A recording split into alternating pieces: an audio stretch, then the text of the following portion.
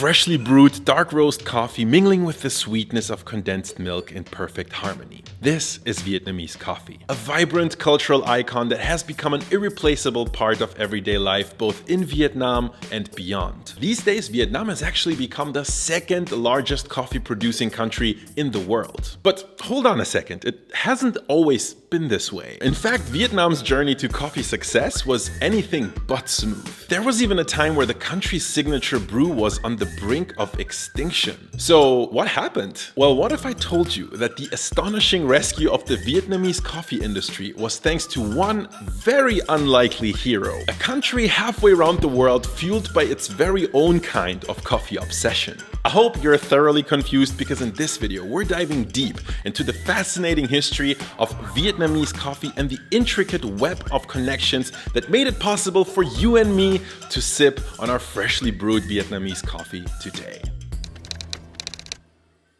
So first, let's travel back in time a little bit, namely to the late 1800s. Back then, the French Empire, with its grand colonial ambitions, waltzes into Vietnam like it's their backyard, ready to set up shop and spread their culture. And what could be a more French hot beverage than coffee? So naturally, it doesn't take very long for them to introduce the delicious bean to Vietnam. And guess what? The crop feels right at home in Vietnam's lush landscapes, and soon locals are enamored with the alluring aroma and stimulating effect of this new beverage. It's starting to catch on, and Vietnamese farmers begin cultivating coffee on a small scale, mostly to enjoy it themselves, but also to make a little extra cash on the side. But not just the Vietnamese are starting to make coffee a beloved habit. In the early 20th century, coffee in Europe transformed from a hipster brew served in snazzy cafes to the drink of the people. It starts becoming the morning must-have, the liquid hug in a mug we know it as today. Demand went through the roof and producers were scrambling to keep up. They're exploring new growing regions like Brazil, innovating varieties, improving farming technology, and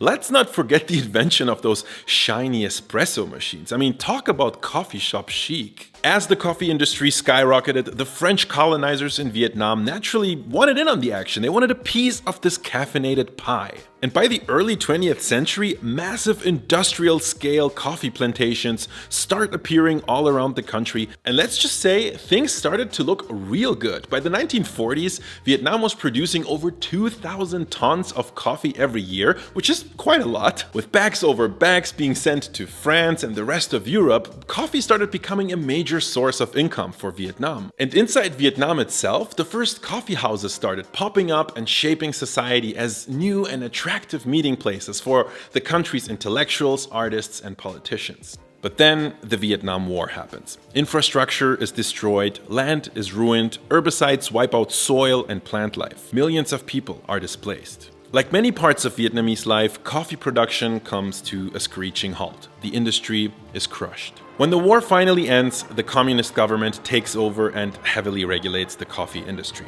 They seize private plantations and force farmers to join collectives. The government's overall mismanagement, low investment, and outdated farming techniques were the final straw.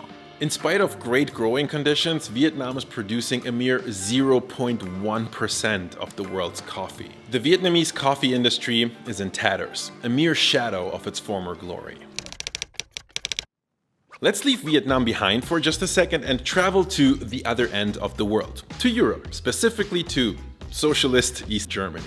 Now, you might not think of the GDR, or East Germany, as a coffee-loving nation, but believe it or not, coffee played a central role in their culture. In a strict communist-ruled land with few hedonistic indulgences, coffee was the daily ritual that brought people together. But don't worry, this is not a story about Germany's love for coffee, no. It's much more about the battle between socialism and capitalism. Germans on both sides of the ideological divide love drinking coffee, but there is a catch. You see, Germany is not exactly known for its great coffee plantations. Every single bean of coffee that was consumed in Germany had to be imported, which was a massive challenge for a socialist country struggling with currency problems. While capitalist West Germany had no issues sourcing their coffee, the regime in the East had to ration it quite strictly. Coffee grounds were mostly sold in these tiny bags, each one a rare and expensive treasure. This is actually original packaging, even though the contents are not. I did refill it with fresh coffee. And it's because of this scarcity East Germans had to make do with a lot of cheap substitutes, like this one, also in original packaging, which were usually made from things like barley, chicory, roasted acorns, rye, that kind of stuff. But let's be honest, people didn't exactly love those, which probably explains how this one survived over half a century completely unopened. Yes. Anyway, people from West Germany knew exactly what the coffee situation across the border was, and they wanted to help out. Famously, a pack of ground coffee would become the most popular gift included in frequent care packages people from the West would regularly send to their friends and family in the socialist neighbor state. The problem was that as the years went by, coffee started becoming a symbol of the difference of quality in life between East and West. And that was a direct challenge to the socialist regime. It was deeply embarrassing for the government, which looked like it couldn't even provide something as basic as coffee for its people. And in the 1970s, the situation went from bad to worse. An oil crisis and a disastrous harvest in Brazil made global coffee prices soar. East Germany simply couldn't afford to import as much as they need anymore, and people were scrambling to get their hands on any amount they could find. Desperate to save face and to maintain the facade of socialism's success, the government hatched a plan. They had to make the people drink less coffee. Step 1 was taking most regular coffee brands in the GDR off the grocery store shelves. Only a few were left, but in their place there would be something new, something better. The East German government recruited some of the best food scientists in the country and had them come up with a magic new blend. This new drink was called Kaffeemix, and it was 51% terrible ground coffee, with the other 49% being a mix of peas, grains, and veggies. Sounds delicious, doesn't it? Well, let's just say the people did not play along. Even in a non-democratic socialist country, people were able to vote with their wallets by simply not buying this stuff and letting it gather dust on the grocery store shelves. But that's still not all. That stuff was so bad, it literally became the butt of all jokes, and even the heavily censored East German TV stations couldn't help themselves. Lassen Sie mich erstmal meinen Kaffee austrinken. Vielleicht darf ich Ihnen dabei was vorlesen. Ebenfalls bedient man sich neuerdings eines Kartoffelkaffees, der viel Beifall gefunden hat. Das so zubereitete Getränk ist vom ordinären Kaffee weder in Farbe noch in Geschmack zu unterscheiden. Will ich aber nicht gehört haben, was Sie vielleicht gedacht haben. Safe to say, the government's top-down coffee experiment failed spectacularly. But wait, we're still not done. When this awful mixture actually starts clogging up coffee machines in canteens across the country, with hundreds of workers being left without any kind of coffee, not even the terrible blend, it really sealed the deal. There were legit coffee protests sparking up across East Germany, further damaging the government's reputation. Thankfully, after 2 very long and torturous years, the dreaded 50-50 mix finally disappeared, never to be seen again. The global economy recovered a bit, coffee prices stabilized, and the East German government struck deals with countries like Ethiopia and Angola, where they literally traded coffee for machines, but also arms and ammo to quench their people's thirst for coffee. Mostly what this episode did is that it reinforced this notion of capitalism winning over socialism, and the government was still in panic mode.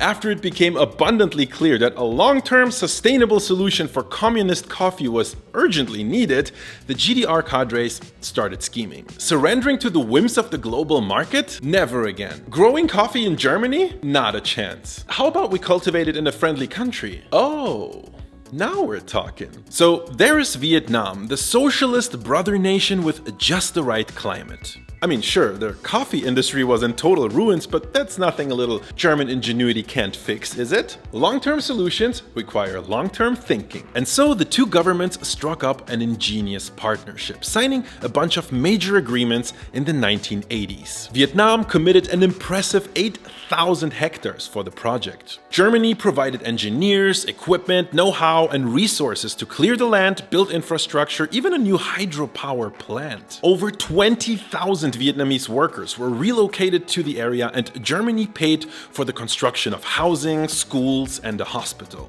This was an epic project of colossal proportions. It was one of East Germany's most ambitious foreign collaborations ever. So, what's in it for Germany? Very simple answer: coffee forever. Vietnam committed to repay the development assistance by giving Germany half of its entire coffee harvest for the first 2 decades, and for a very good price after that. It was about to start raining these in Germany. But jokes aside, it was actually a match made in heaven. War-ravaged Vietnam benefited from the aid, while Germany prevented unrest by ensuring coffee would flow freely. And this flawless plan, it nearly succeeded. And actually for Vietnam it sort of did. But for Germany, well, here's the plot twist and the big irony in this story. Coffee trees need a few years to grow, mature, and bear fruit. The first full harvest of Vietnamese coffee, of which the Germans would get half, was scheduled for 1990.